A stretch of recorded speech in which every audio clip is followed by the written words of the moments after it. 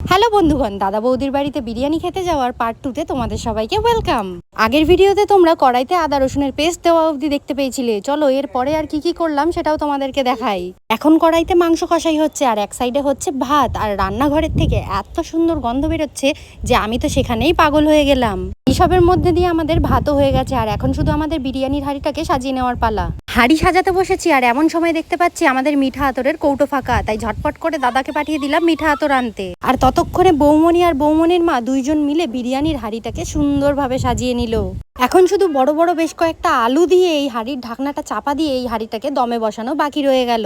যতক্ষণে এই হাঁড়িটা দম হবে ততক্ষণে আমি চলে গিয়েছিলাম স্নান করতে। আমি স্নান করে ফিরে দেখি হাঁড়ির মধ্যে ঘি দিয়ে আবারও হাঁড়িটাকে দমে বসানো হচ্ছে। আর বিরিয়ানির এত সুন্দর গন্ধ পেয়ে আমার পাখি তো আর অপেক্ষাই করতে পারছিল না, তাই সবার আগে ওকেই খেতে দিয়ে দিয়েছি। আমার ছোট পাখির কিন্তু চিকেন বিরিয়ানি এতটাই ভালো লেগেছে যে ও কিন্তু মাংসের হাড্ডিটাকে ছাড়তেই চাইছিল না। মাংসের হাড্ডিটাকে দাঁত দিয়ে এমন ভাবেই টানাটানি করছিল, আমি তো ভয় পেয়ে গিয়েছিলাম ওর না দাঁতটাই খুলে যায়। পাখির সাথে সাথে আমার বৌমনি আর বৌমনির মা বললো খুব সুন্দর খেতে হয়েছে বিরিয়ানি, আর আমার বড় মাকে জিজ্ঞাসা করাতে বড় মাও বললো খুব সুন্দর লেগেছে।